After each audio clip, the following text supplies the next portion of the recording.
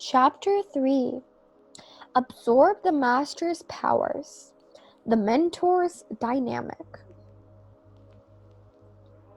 Life is short, and your time for learning and creativity is limited.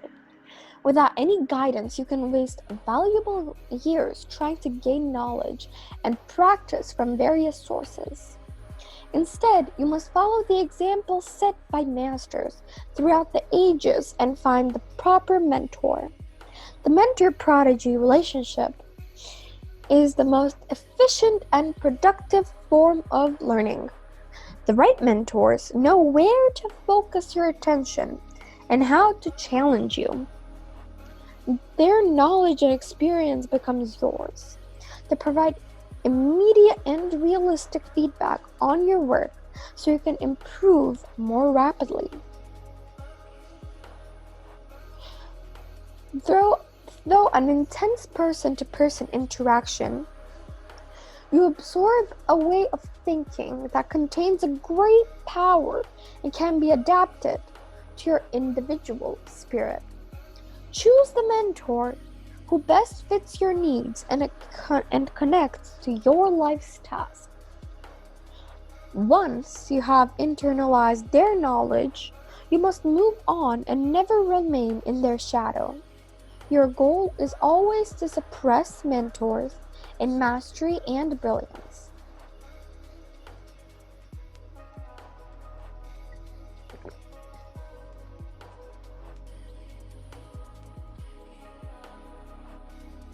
The alchemy of knowledge.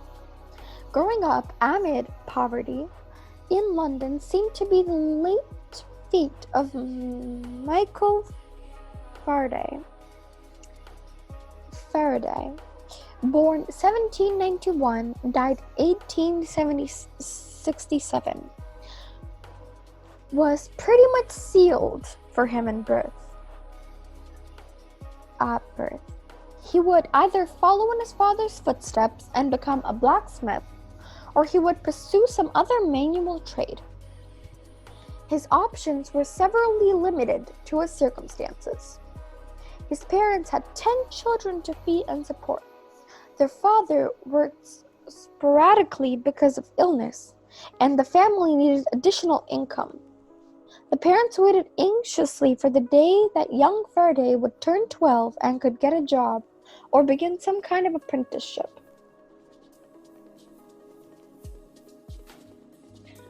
There was one trait, however, that marked him as different and was potentially troubling.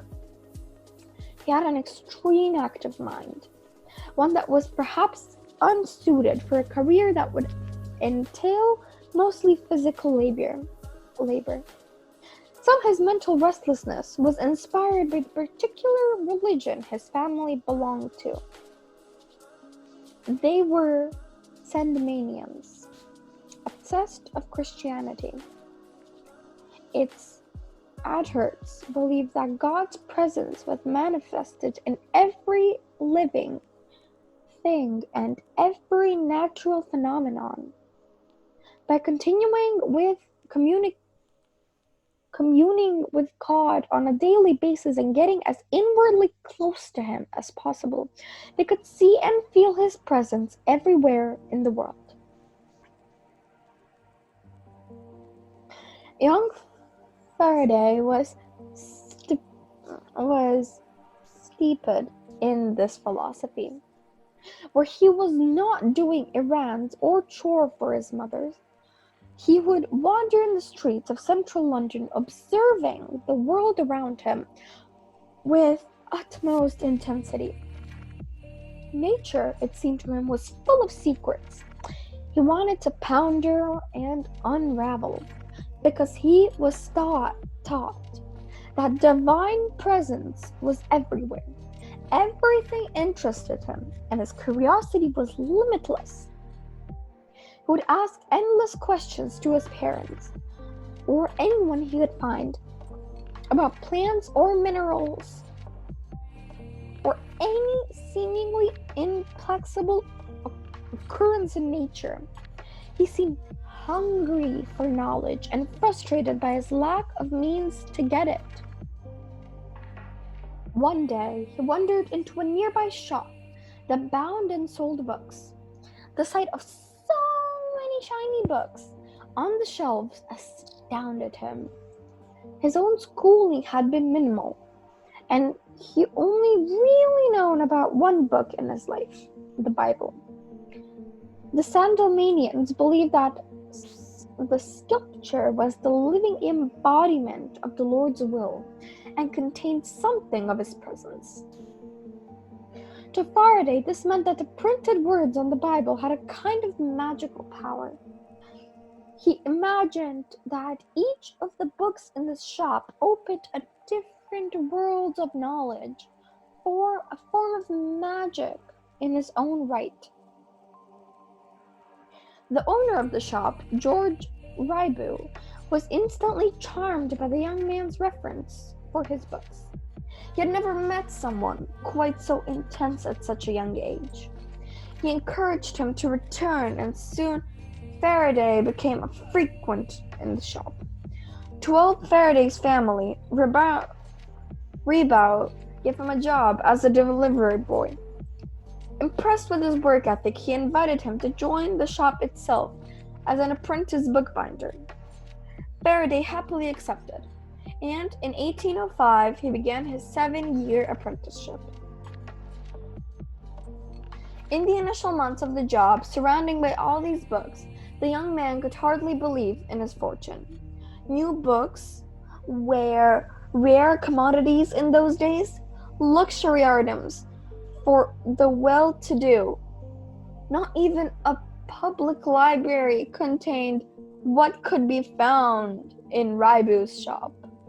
The owner encouraged him to read whatever he liked in his off hours, and Faraday, obligated by devouring almost every single book that passed through his hands. One evening, he read an encyclopedia passage of the most recent discoveries in electricity. He suddenly felt that, as if he had been found his calling in life. Here was a phenomenon that was invisible to the eye, but what could be revealed and measured through experiments.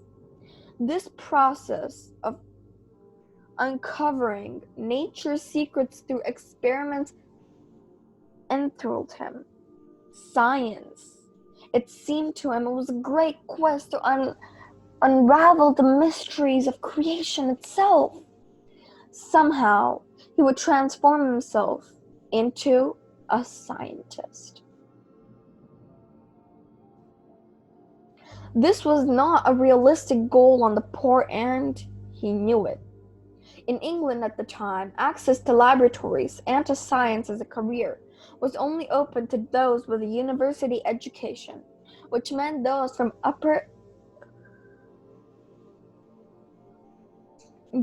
the upper classes. How could a bookbinder's apprentice ever dream of overcoming such odds? Even if he had the energy to desire to attempt it, he had no teachers, no guidance, no structure or method to his studies. Then, in 1809, a book came into the shop that finally gave him some hope. It was called Improvement of the Mind, a self-help guide written by Reverend Isaac Watts, first published in 1741. The book revealed a system of learning and improving your lot in life, no matter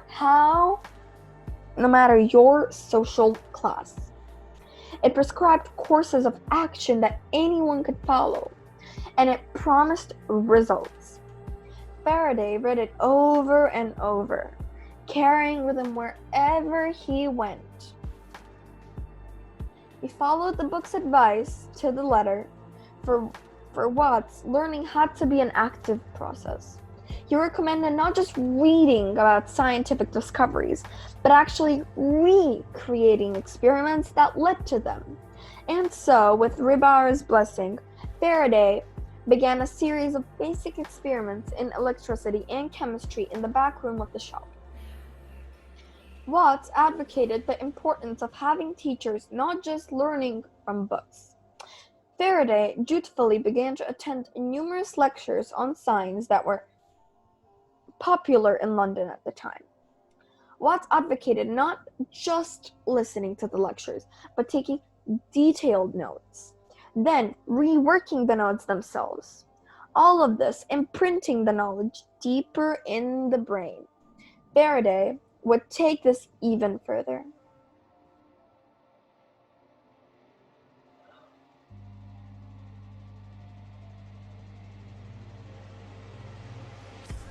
Attending the lectures of the popular scientist John Tantum, each week on a different subject, he would note down the most important words and concepts, quickly sketch out the various instruments Tatum used, and diagram the experiments. Over the next few days, he would expand the notes into sentences, and then into an entire chapter on a subject, elaborately sketched and narrated. In the course of a year, this added up to a thick scientific encyclopedia he had created on his own. His knowledge of science had grown by leaps and bounds, and had assumed a kind of organizational shape modeled on his notes. One day, Monsieur Ribot showed this rather impressive collection of notes to a customer named William Downes, a member of the prestigious Royal Institution, an organization that sought to promote the latest advances in science. Stumbling through Faraday's chapters, Downes was astounded at how clearly and concisely it had been summarized complicated topics.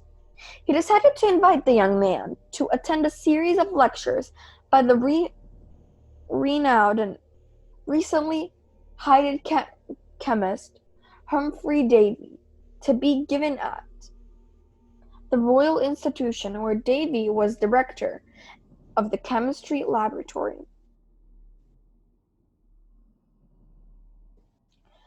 The lectures had been sold out well in advance, and this was a rare privilege for a young man of Faraday's background.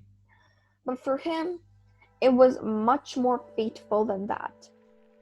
Davy was the preeminent chemist at his time. He had made numerous discoveries and was advancing to a new field of electrochemistry.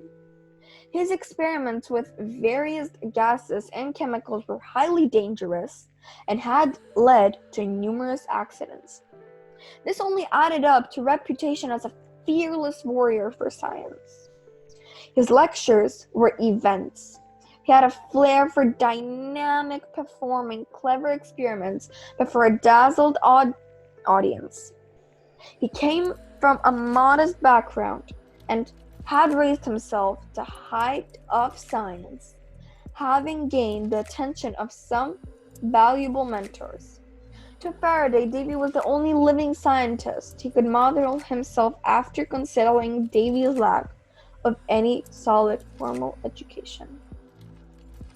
Arriving early each time and gaining the closest seat as he could find, he soaked up every aspect of Davy's lectures, taking the most detailed notes yet attempted. These lectures had a different effect upon Faraday than others he had attended. He was inspired and yet also could not help but feel somewhat dejected. After all of these years of studying on his own, he had managed to expand his knowledge of science and of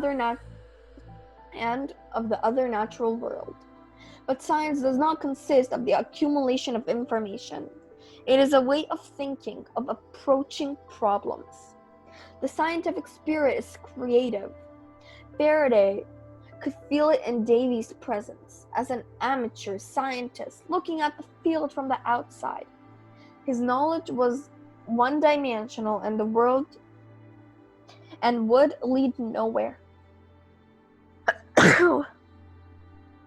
He needed to move to the inside, where he could gain practical hands-on experience.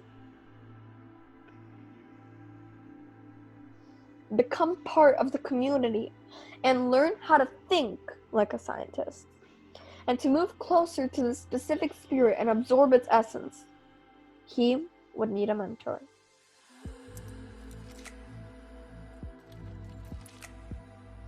This seemed like an impossible quest, but with his apprenticeship coming to an end and facing the prospect of being a bookbinder for life, Faraday went to a desperation mode. He wrote letters to the president of the Royal Society and applied to the most menial jobs in any kind of laboratory. He was rentless, and yet months went by with no results. Then, one day out of the blue, he received a message from Humphrey Davy's office. The chemist had been blinded by yet another explosion in his laboratory at the Royal Institution, and the condition would last for several days. During this time, he needed a personal assistant to take notes and organize his materials. Mr. Dance, a good friend of Davy's, had recommended young Faraday for the job.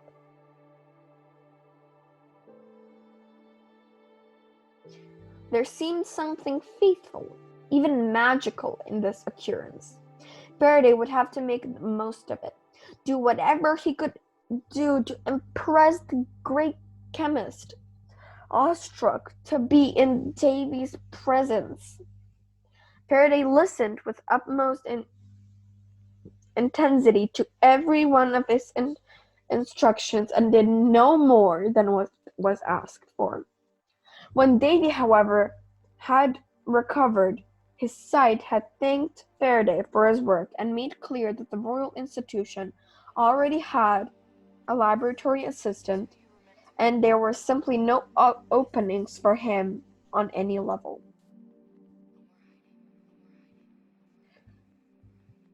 Faraday felt despondent, but was not ready to give up. He would not let this be the end. Only a few days in Davy's presence had revealed so many learning possibilities.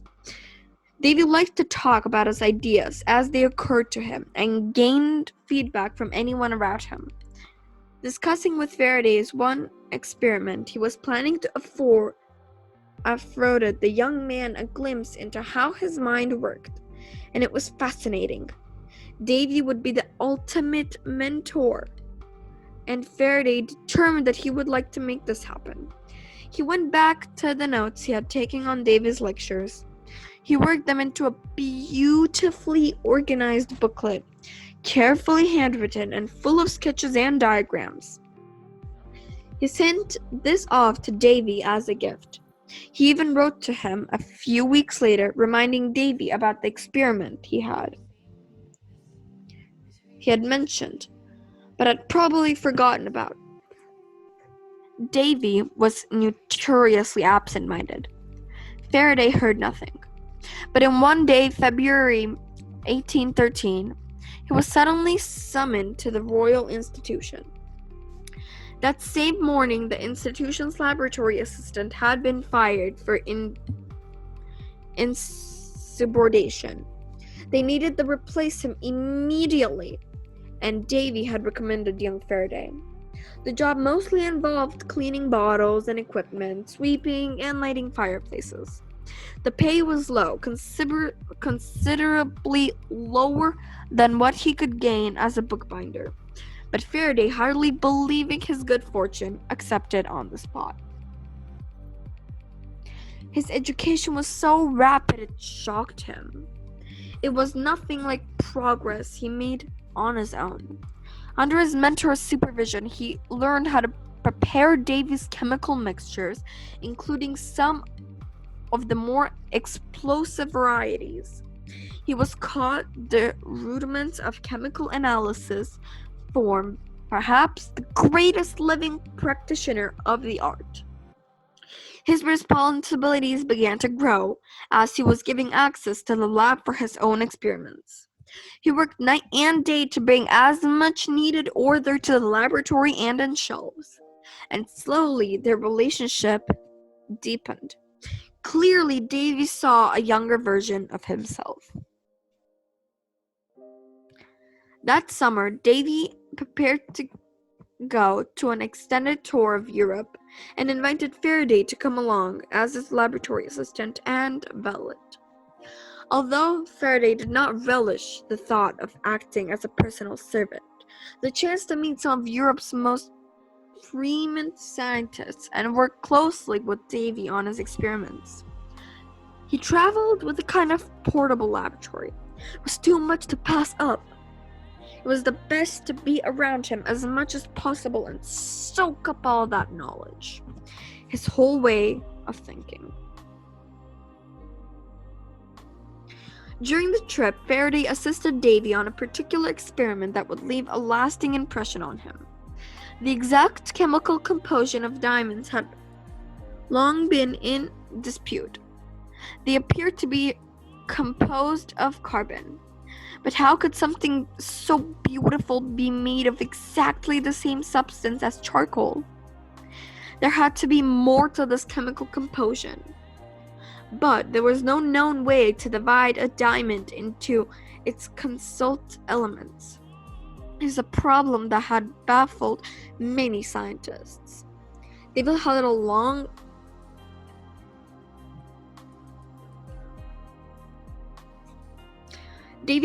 entertained and radical idea that it was not the elements themselves that determined the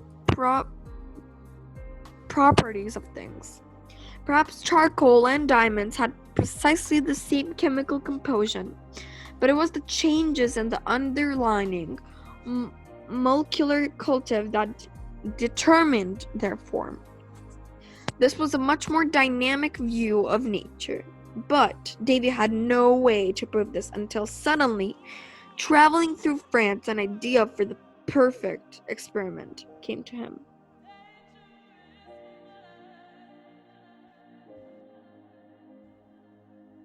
After being reminded that one of the most powerful lenses of the time resided at the Accademia del Cimento in Florence, Davy made a detour there. Gaining permission to use the lens, he placed a diamond in a tiny glass globe containing pure oxygen and used the lens to focus intense sunlight on the globe until the diamond completely evaporated. Inside the globe, all of the remained of the diamond was carbon dioxide gas, proving that it was indeed composed of pure carbon. Therefore, what turned carbon into either charcoal or a diamond must involve a change in the underlying molecular structure. Nothing else would explain the results of his experiment. What impressed Faraday was the thought process that went into this. From a simple speculation, Davy found this way of one experiment that would physically demonstrate his idea by excluding all other possible explanations. This was a highly creative way of thinking, and it was the source of Davy's power as a chemist. On his return to the Royal Institution, Faraday was given a pay increase and a new title, assistant and superintendent of the apertures and mineralogical collection, and soon a pattern developed. Davy liked to spend most of his time on the road. Trusting Faraday's growing skills, he would send back to him all kinds of mineral samples to analyze. Davy had slowly grown dependent on his assistant. In letters to Faraday, he praised him one of the best analytic chemists he knew. He had trained him well. But in the year 1821, Faraday had to confront an unpleasant reality. Davy was keeping him under his thumb. After 8 years of an intense apprenticeship, he now was an accomplished chemist on his own. With expanding knowledge of other scientists, he was doing independent research, but Davy, still treating him as an assistant, making him send packets of dead flies of his fishing lures, had assigned him other menial tasks. It was Davy who had rescued him from the drudgery of the bookbinding business. He owed him everything, but Faraday was now 30 years old, and it were not allowed soon enough to declare his independence. His most creative years would waste it as a laboratory assistant. To leave on bad terms, however, would ruin his name with the scientific community, especially considering his own lack of reputation. Then, finally, Faraday found a chance to separate himself from the overbearing mentor and exploited this opportunity to the maximum. Scientists throughout Europe were making discoveries about the relationship between electricity and magnetism, but the effect on each other's was strange, creating a movement that was not linear and a direct, but apparently more circular. Nothing in nature was quite like this. How to reveal the exact shape of this effect or movement was an experiment became the range.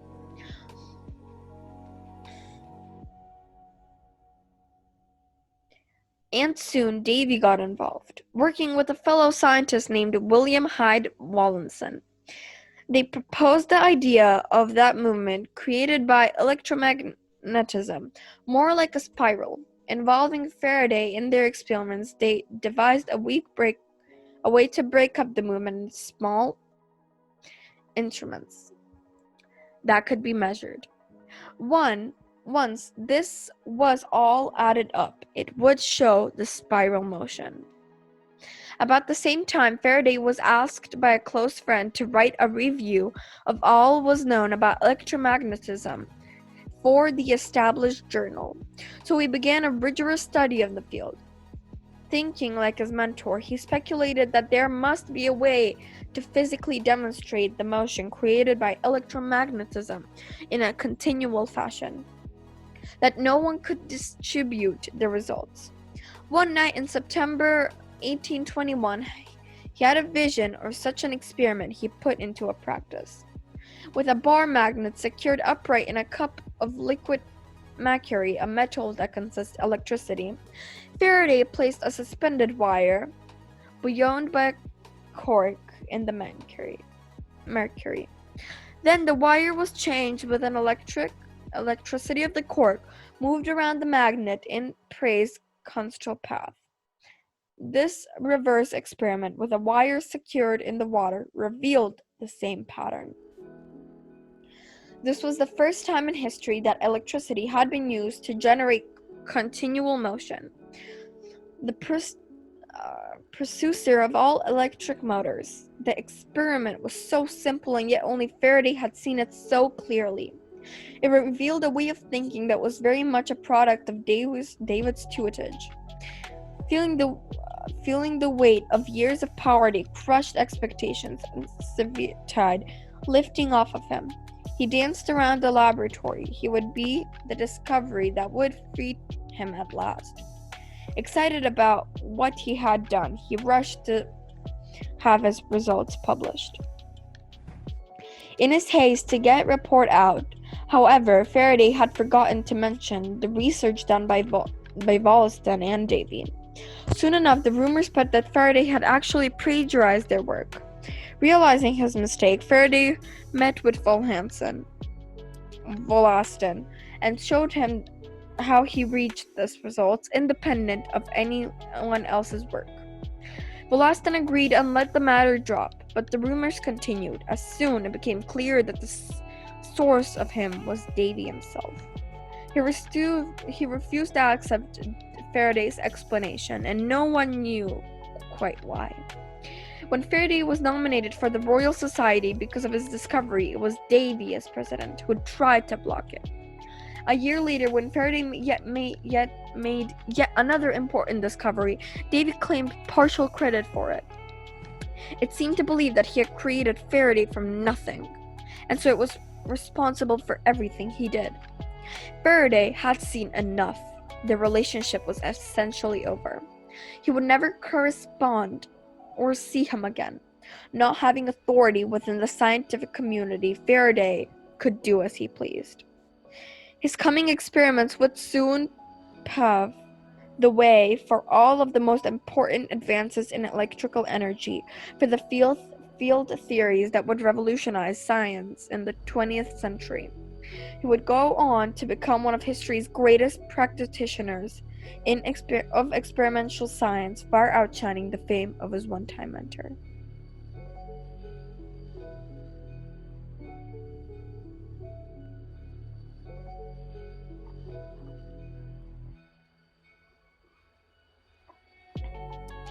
Keys to mastery. At a table, the ladies praised a portrait by a young painter. "What is most surprising," they added, "he has learned everything by himself." This could be seen particularly in the hands, which were not correctly and artistically drawn. "We see," said Goethe, "that the young man has talent. However, you should not praise, but rather blame him for learning everything by himself. A man of talent is not born to be left to himself, but to devote himself to art and good manners. Masters who will make something of him." Johann Peter Eckermann. Conversations with Goethe. In the past, people of power had an aura of authority that was very real. Some of this aura emanated from their accomplishments, and some of it from the position they occupied. Being a member of the aristocracy of a religious elite, this aura had a definite effect and could be felt. It caused people to respect and worship those who possessed it. Over the centuries, however, the slow process of democratization has worn away this aura of authority in all of its guises, to the point today of almost non-existence. We feel rightly so that no one should be admired or worshipped merely for the position they occupy, particularly if it comes from connections or a privileged background. But this attitude carries over to people who have reached their position mostly through their own accomplishments. We live in a culture that likes to criticize and debunk any form of authority, to point out a weakness of those in power. If we feel any aura in this presence of celebrities and their seductive personalities, some of the skeptical spirit towards authority is healthy, particularly in realization to politics. But when it comes from learning and the apprenticeship phase, it presents a problem.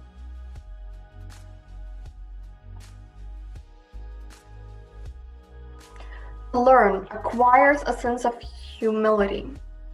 We must admit that there are people out there who know our field much more deeply than we do. Their superiority is not a function of natural talent or privilege, but rather of time and experience. Their authority in the field is not based on politics or trickery. It is very real. But if we're not comfortable with this fact, if we feel in general mistrustful of any kind of authority, we still succumb to the belief that we can just as easily learn something on our own, that being self-taught is more authentic. We might justify this attitude as a sign of our independence, but in fact it seems from basic insecurity. We feel perhaps unconsciously that learning from masters and submitting to their authority is somehow an indictment of our own natural ability. Even if we have teachers in our lives, we tend not to pay full attention to their advice, often preferring to the things our own way. In fact, we come to believe that being critical of masters or teachers is somehow a sign of our intelligence, and that brings the submissive pupil is a sign of weakness. Understand, all that should concern you in early stages on your career is acquiring practical knowledge in the most efficient manners possible. For this purpose, during the apprenticeship phase, you need mentors whose authority you recognize and to whom you submit. Your admission of need does not say anything essential about you, but only about your temporary condition of weakness, which your mentor will help you overcome. The reason you require a mentor is simple. Life is short. You have only so much time and so much energy to expand. Your most creative years are generally in your late 20s and on into your 40s. You can learn what you need through books, in your own practice, and occasional advice from others. But the process is hit and miss. The information in books is not tailored to your circumstances and individuality. It tends to be somewhat abstract. When you're young and have less experience of the world, this abstract knowledge is hard to put into practice. You can learn from your experiences, but it can often take years to fully understand the meaning of what has happened. It is always possible to practice on your own, but you will not receive enough focused feedback.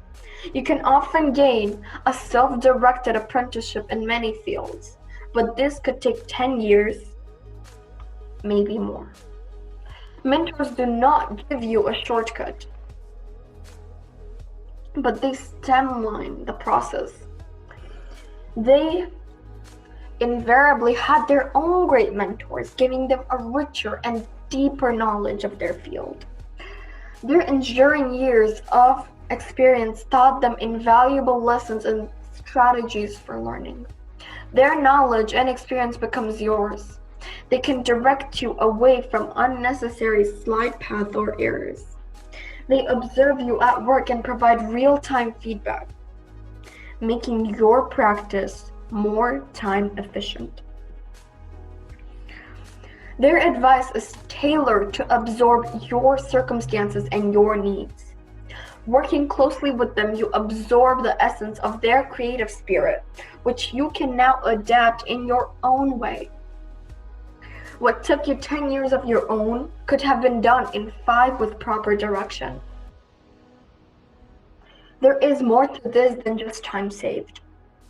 When we learn something in a centered manner, it has added value. We experience fewer distractions. What we learn is internalized more deeply because intensity of our focus and practice. Our own ideas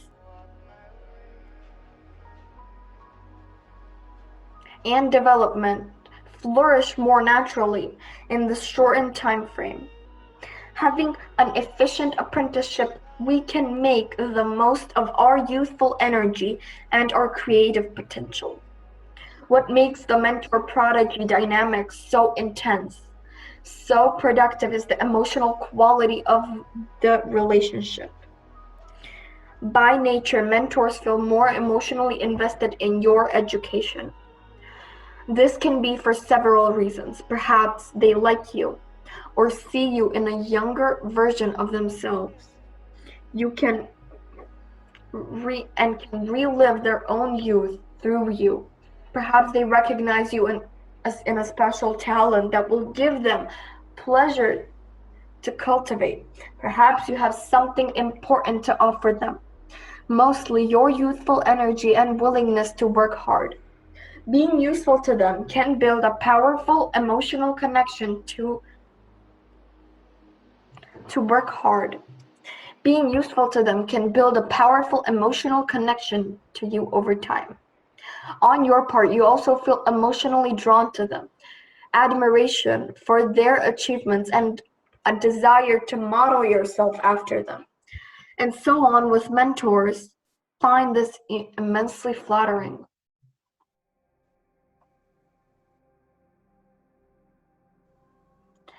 With this two-way emotional connection, you both open up to each other in a way that goes beyond the usual teacher-student dynamic. When you admire people, you become more susceptible to absorbing and imitating everything they do. You pay deeper attention. Your mirror neurons are more engaged, allowing for allowing for learning that involves more than superficial transmission of knowledge, but also includes a style and way of thinking that is often powerful. On the other side, because of the emotional bond, mentors will tend to divulge more of their secrets than they would to others. You must not be afraid of this emotional component to the relationship. It is precisely what makes you learn more deeply and efficiently. Think of it this way. The process of learning resembles a medieval practice of alchemy. In alchemy, the goal was to find a way to transform base metals or stones into gold. To effect this, alchemists searched of what was known as the philosopher's stone, a substance that would make dead stones or metals come alive, and originally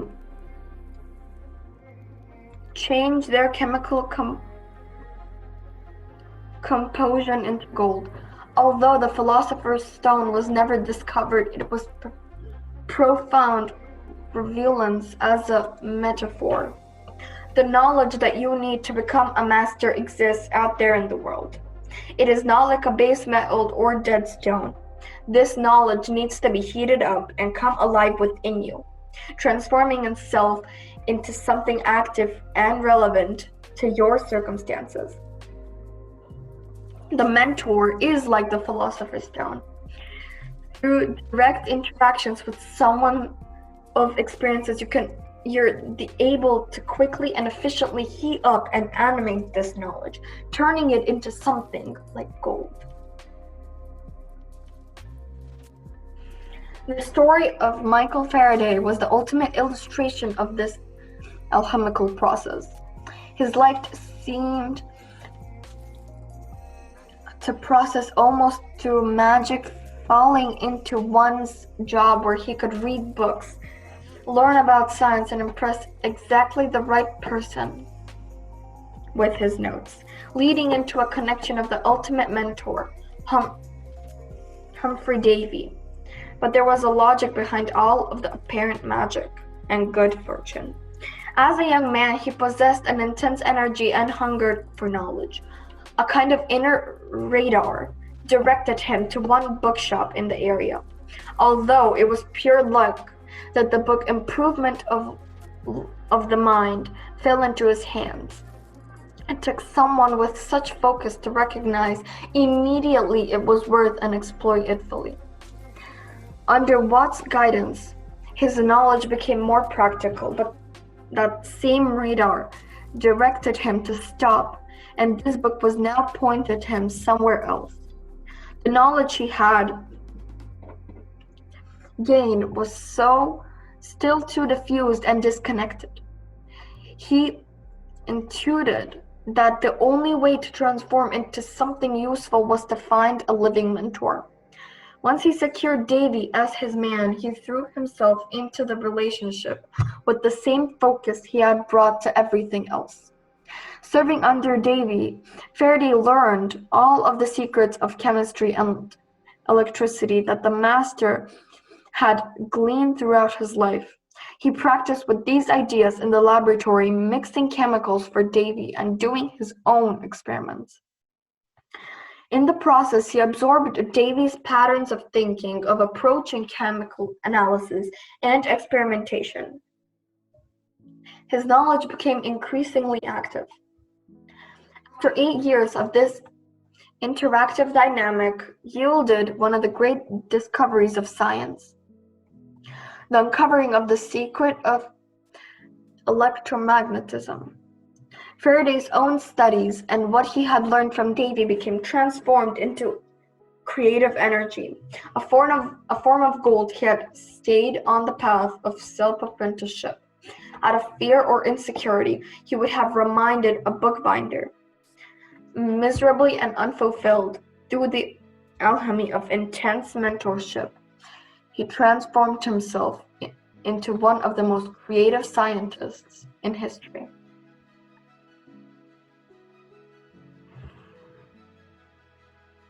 Certainly, religion played an important role in Faraday's education. Because he believed that everything in the universe was alive with God's presence, he tended to animate whatever he encountered, including the books he read in the phenomenon of electricity itself. Since he saw these things as alive, he engaged with them on a deeper level, which intensified the learning process. This way of looking at the world, however, transcends religion and concerns great power for all of us in our apprenticeships. We too can see the subjects that we study as possessing a kind of vital spirit with which we might interact and which we must understand from inside out. As with Faraday, this attitude will intensify our level of engagement with what we are learning. The initial of essence, the right master to serve as your mentor, you will want to fix in a strong element of self-interest. You have something tangible and practical to offer them, in addition of your youth and energy before he had ever met him. Davy was aware of Faraday's work ethic and organizational skills. That alone made him a desirable assistant. Considering this, you may not want to go in search of mentors until you have acquired some elementary skill and discipline that you can rely upon to interest them. Almost all masters and people of power suffer from too many demands on their time and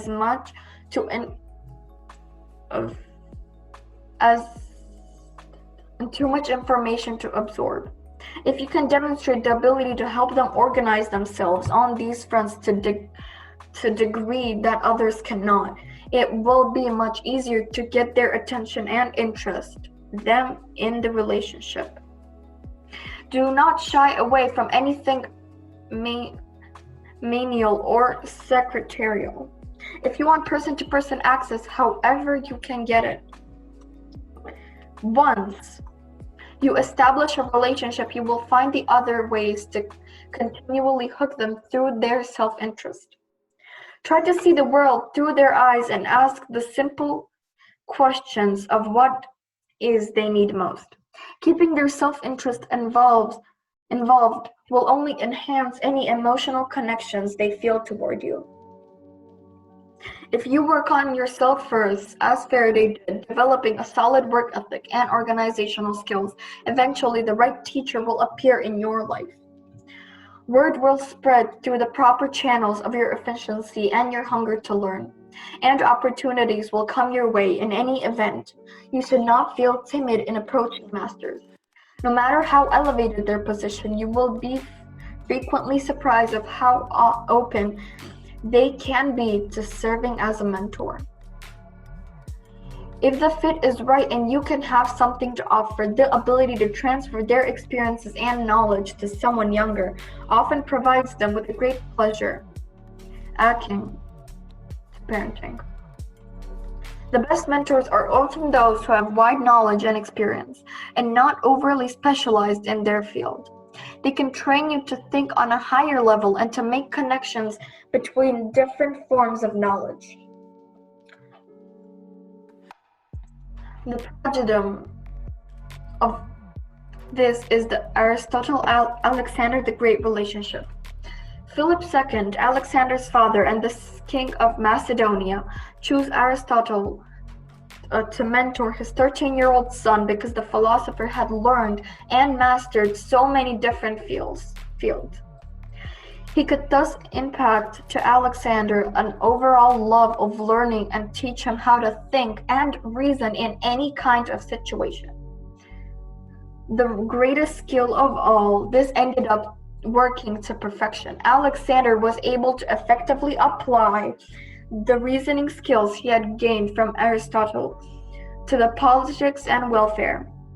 To the end of his life, he maintained an intense curiosity for any field of knowledge, and would always gather about him experts he could learn from. Aristotle had imparted a form of wisdom and played key role in Alexander's success. You want as much personal interaction with your mentor as possible. A virtual relationship is never enough. There are cues and subtle aspects you can only pick up through a person-to-person interaction, such as a way of doing things that had evolved through much experience. These patterns of doing things that has evolved through much experience. These patterns of action are hard to put into words and can only be absorbed through much personal exposure. In crafts or in sports, it is more obvious. Tennis instructors, for example, can only reveal many secrets of their skill by demonstrating things before their pupils' eyes. Instructors may not, in fact, be completely conscious of what makes their hands so effective, but in watching them in action, pupils can pick up the pattern and motivation, exploiting the power of mirror neurons. But this process of observation is relevant to non-manual skills. It was through the constant exposure to Davy's thought process that Faraday understood the power of finding crucial experiments to demonstrate an idea, something he would adapt later with great success. As the relationship progresses, you can make this absorption progress more conscious and direct, questioning them about the principles underlining their way of doing things. If you're clever, you can be a kind of midwife, getting them to analyze their own creativity for you and mining all kinds of rich ideas in the process. They're often grateful for the opportunity to reveal the inner workings of their powers, particularly to someone they do not perceive as a threat.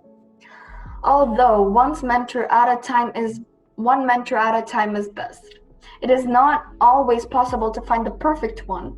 In such a case, an alternative strategy is to find several mentors. Your immediate environment, each one's filling strategic gaps in your knowledge and experience. Having more than one mentor has side benefits, giving you several connections and important allies to rely upon later on. Similarly, if your circumstances limit your contacts, books can serve as temporary mentors, as the improvement of life did for Faraday. In such a case, you will want to convert such books and rights into living mentors as much as possible.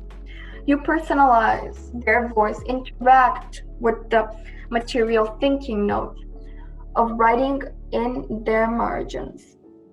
You analyze what they write and try to make it come alive. The spirit is not just the letter of their work. In a looser sense, the figure from the past or present can serve as an ideal to someone to model yourself after. Through much research and some imagination on your own, you turn them into a living presence.